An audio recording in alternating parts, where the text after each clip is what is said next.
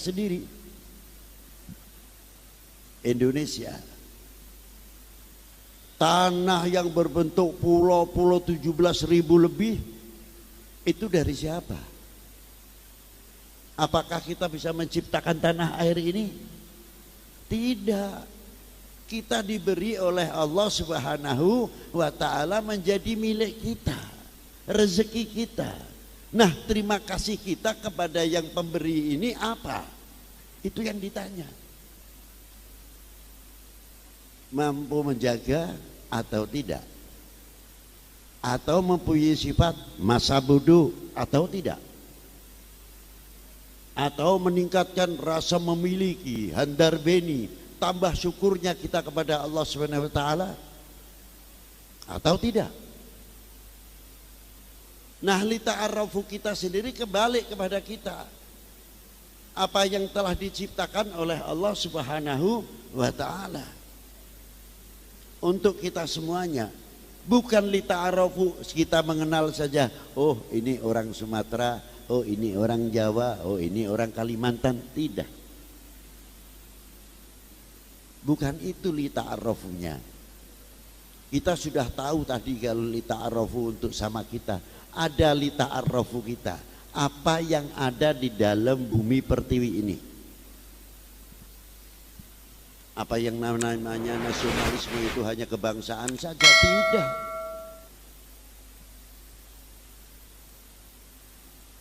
Kalau kita mengenal lita'arafu apa pemberian Allah Ta'ala di bumi pertiwi ini, kita akan menjaga dan saling akan menghormati.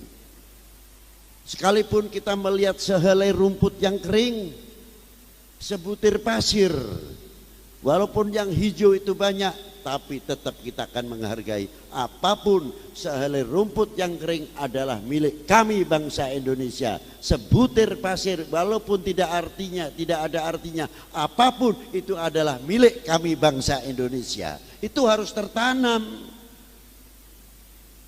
Sehingga kita jauh merasa memiliki republik ini, jauh kita merasa memiliki bangsa ini.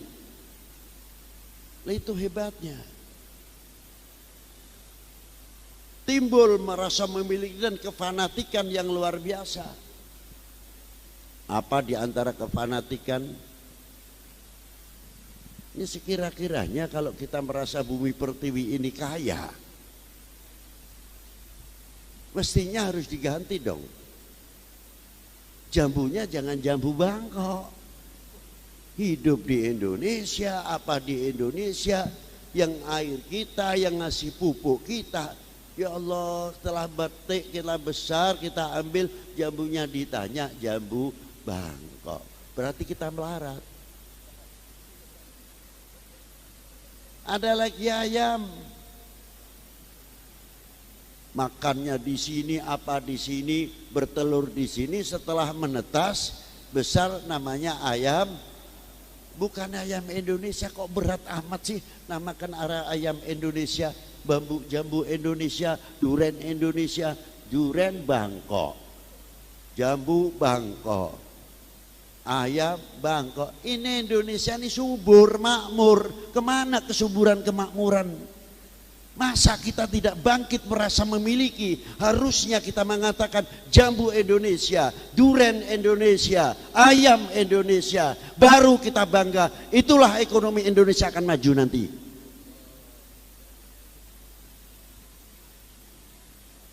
Kenapa ekonomi kita mundur? Karena kita kurang merasa memiliki.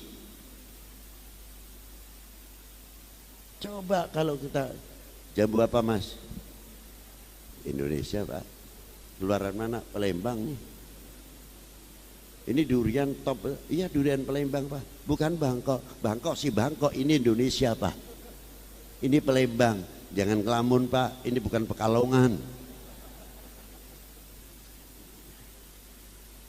Nah, tegas Jawa. Harusnya begitu. Nah kalau kita sudah fanatik yang demikian, tidak lama ekonomi Indonesia.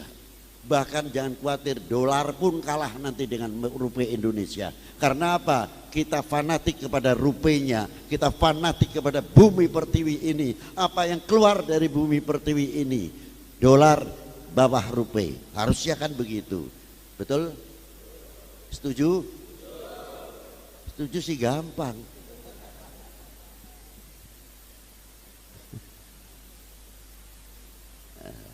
Kita tidak mengkritik artinya tidak mencemooh orang lain, tapi bagaimana kita bisa membangkitkan negara kita, bangsa kita. Sebab ekonomi, pendidikan, pertanian itu bagian ketahanan nasional. Jangan dikira yang namanya pertahanan nasional itu TNI Polri saja, tidak.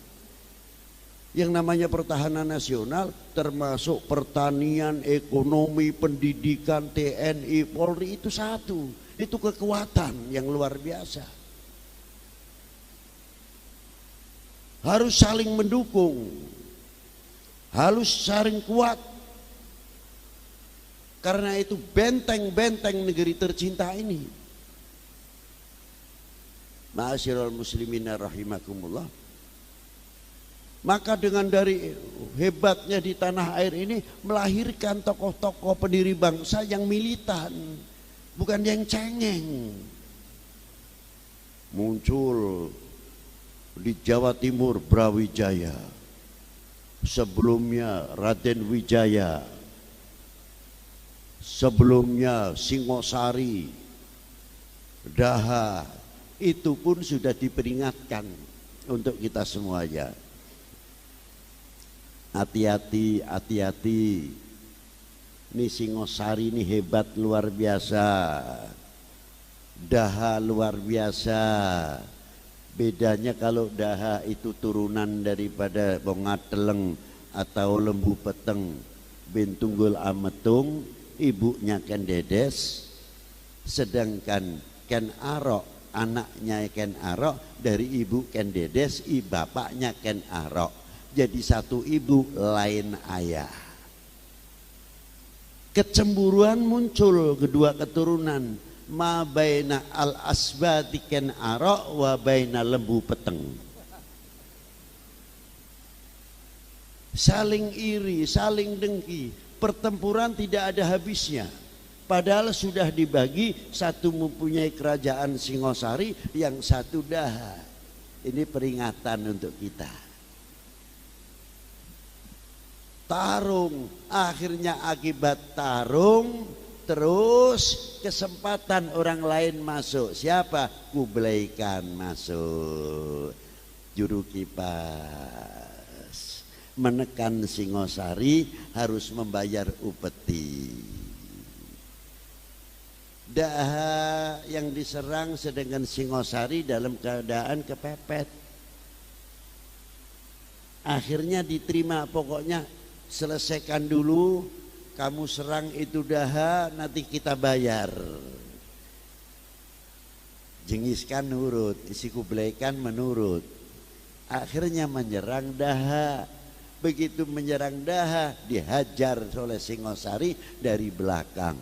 Bet, bet, sampai hancur dua-duanya, Singosari yang menang. Ini peringatan satu saudara. Jangan sampai di Indonesia terjadi. Sudah diingatkan dari dahulu.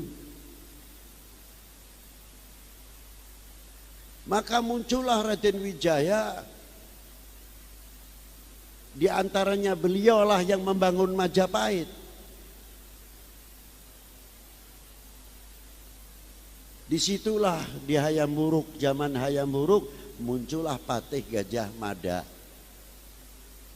Terkenal dengan sumpah palapanya.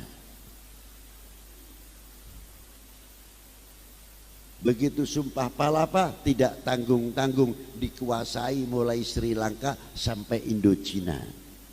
Kalau kita melihat sejarah tidak dibaca dengan cermat, hebat Gajah Mada. Padahal itu luar biasa maknanya. Ingin tahu maknanya? Artinya Gajah Mada memperingatkan kepada dunia umum. Kalau sekarang mungkin internasional. Hai Kublai Khan, lu bisa masuk hanya negeri kami Singosari. Tapi jangan coba-coba, sekali lagi. Nih saya Gajah Mada, Jawa punya, Indonesia punya. Sekali melejit, mulai dari Sri Lanka sampai Indochina, saya mampu menguasai. Itu sebetulnya jawaban internasional. Makanya dengan melihat itu, bangsa Indonesia sangat diperhitungkan kekuatannya. Kita bukan golongan bangsa yang lemah, kita bangsa yang kuat. Sudah diperhitungkan kekuatan dari mulai Gajah Mada. Harusnya kita ini menjadi bangga mempunyai pendiri bangsa sesepuh kita itu yang luar biasa. Dan di zaman itulah muncul tokoh-tokoh ulama yang luar biasa, yang disebut Al-Maghribi, yang disebut dari Dzurriyyatun Nabi, yang mana hebatnya di Aceh.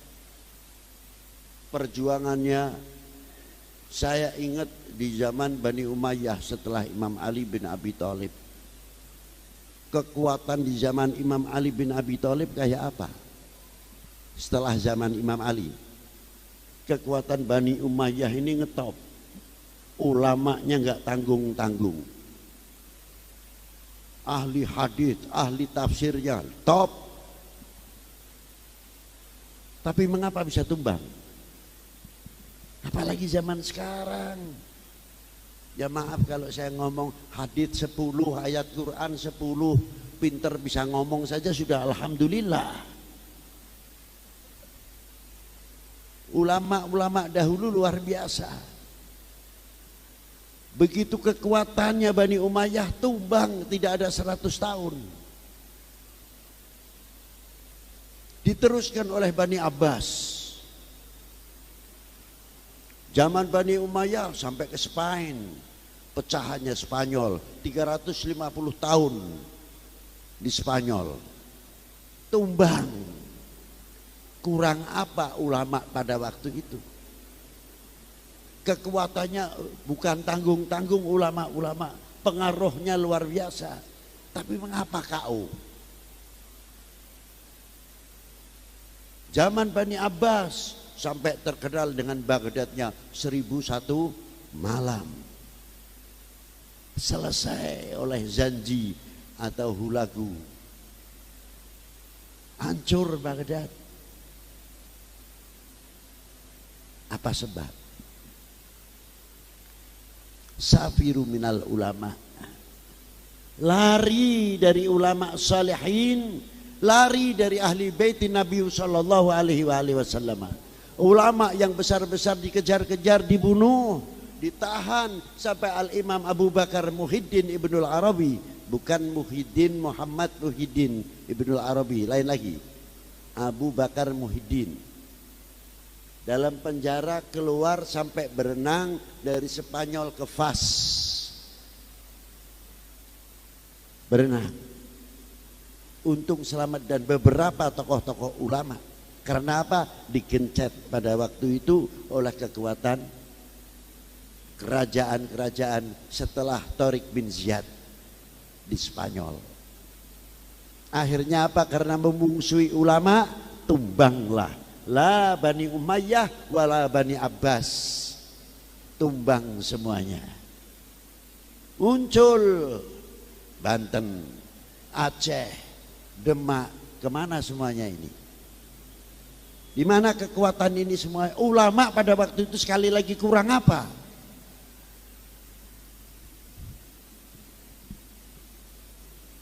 Nabi Allah Adam saja mau jadi khalifah dididik luar biasa kok oleh Allah Ta'ala. Kita ekonomi kalah, ribut terus. Pertanian kalah, ilmu kedokteran kita kalah. Masih ribut kita dengan kita, maaf, kiai dengan kiai, habaib dengan habaib, terus ribut. Bangsa lain sudah maju, yang bikin sekat, bikin nuklir dan lain sebagainya. Ilmu kedokteran luar biasa. Kita bikin apa? Talqin ribut, tahlil ribut, maulud ribut. Noblos ini ribut, noblos yang ini ribut. Sampai kapan kita selalu bikin mainan begitu terus? Akhirnya kita menjadi negara yang tertinggal dan tertinggal dan tertinggal. Kira-kiranya kita sadar atau tidak? Mau tidak menjadi bangsa yang tertinggal? Jawab. Melempem amat sih. Kalau saya mendengar omongan begini tersinggung saya. Iya ya. Tidak mau negara saya, bangsa saya yang tertinggal. Jawab sekali lagi. Negara tertinggal atau tidak? Robah. Jangan mudah dibenturkan, jangan mudah kena hoax dan sebagainya. Kita melihat prihatin sekarang. Kapan majunya? Kapan majunya? Ribut terus. Malu kan rasanya dengan para pendiri-pendiri bangsa terdahulu. 1945 bapak-bapak anak-anak kita ini ada di mana kalian? Hah? Bener. Belum lahir. Sama dong. 47 ada apa? Belanda masuk lagi kita sudah lahir? Belum.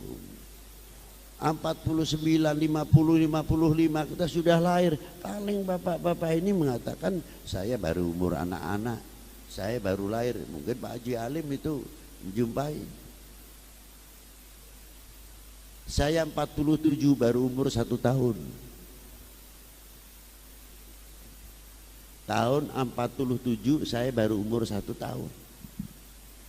Kita sedang berjuang melawan Belanda, kita ditikam dari belakang peristiwa Madiun. Dan berapa korban kiai di Madiun, ulama.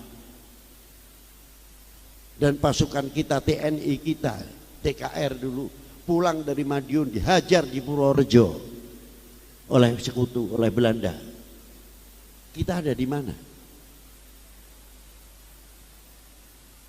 Makanya saya kalau melihat merah putih malu saya pribadi.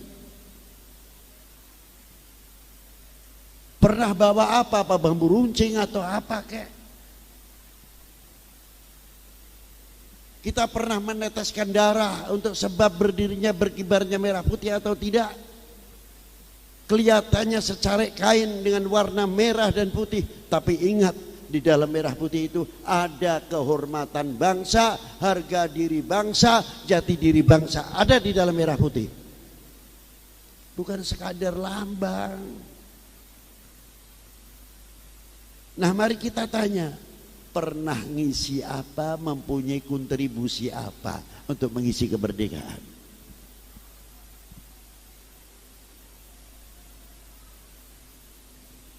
Jangan sampai kita menjadi bangsa umat ini yang mengecewakan para pendiri bangsa ini. Dari tokoh ulamanya, dari tokoh masyarakatnya, dikira pendiri bangsa ini dari tokoh masyarakat saja, dari ulama luar biasa. Ikut andil besar memerdekakan bangsa ini dari belenggu penjajah dan kebodohan. Lalu kita ribut terus, mudah dibenturkan. Apakah itu yang namanya terima kasih kepada para beliau? Jawab. Dikira kita ulama seperti Habib Lutfi enak. Maaf saja. Pahit. Bener pulang dapat amplop. Ya kasaran orang ngomong saya buka. Dapat tebal. Tipisnya saya nggak tahu isinya. Tapi bukan itu. Saya akan ditanya kelak oleh baginda Nabi sallallahu alaihi wasallam di hadapan Allah Subhanahu wa taala. Wahai Lutfi, kamu telah kuangkat menjadi anak cucu nabimu Muhammad sallallahu alaihi wasallam, menjadi pewarisnya. Mengapa umat dalam keadaan pecah belah? Mengapa umat bangsamu ini dalam pecah belah? Kau diam, tidak berbuat untuk mempersatukan, menjadi perekat umat, perekat bangsa. Apakah itu tidak menjadi tuntutan? Jadi amplop kita besar ini tidak ada artinya apa-apa dibanding kelak besok kita di hadapan Allah Subhanahu wa taala. Ini tanggung jawab kita semuanya, para ulama, para tokoh masyarakat. Ingat kelak di hadapan Allah Subhanahu wa taala, tuntutan yang luar biasa.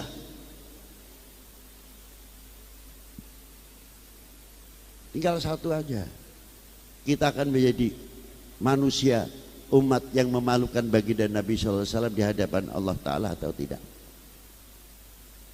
Jawab. Insya Allah tidak. Maka dari itu pengajian wawasan kebangsaan ini sangat pentingnya, luar biasa, dan mengetahui sejarah. Apalagi Palembang, kota tua ini. Jangan dikira apa, habaib. Sebelum ke Jakarta, ke Jawa Tengah, sumbernya di Palembang dulu. Dikira apa? Sebelum ke mano-mano nih, dari Palembang dulu nih masuknya. Bahasa apa ini gue disana?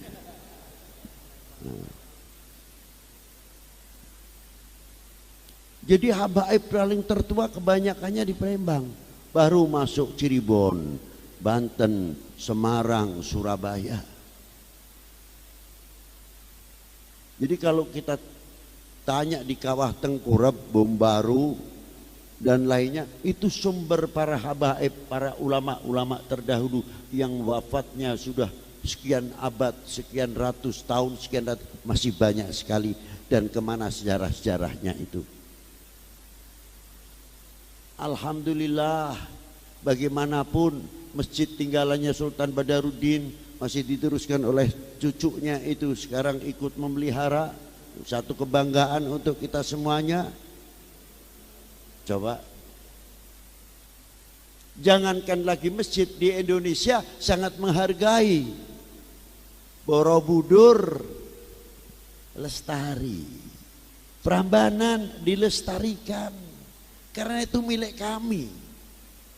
Masalah ubudiyahnya silahkan milik agama lain, itu haknya.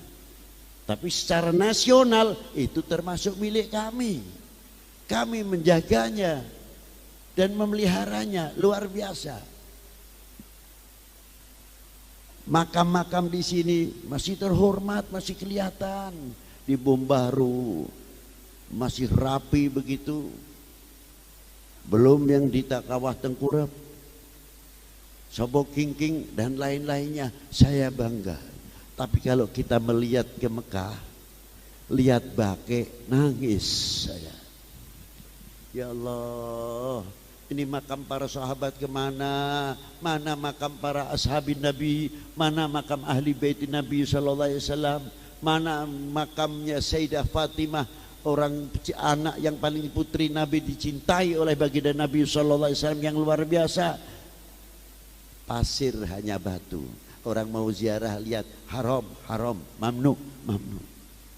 Belum makamnya sahabat Utsman di tengah-tengah kelihatan begitu saja. Belum yang di Ma'la.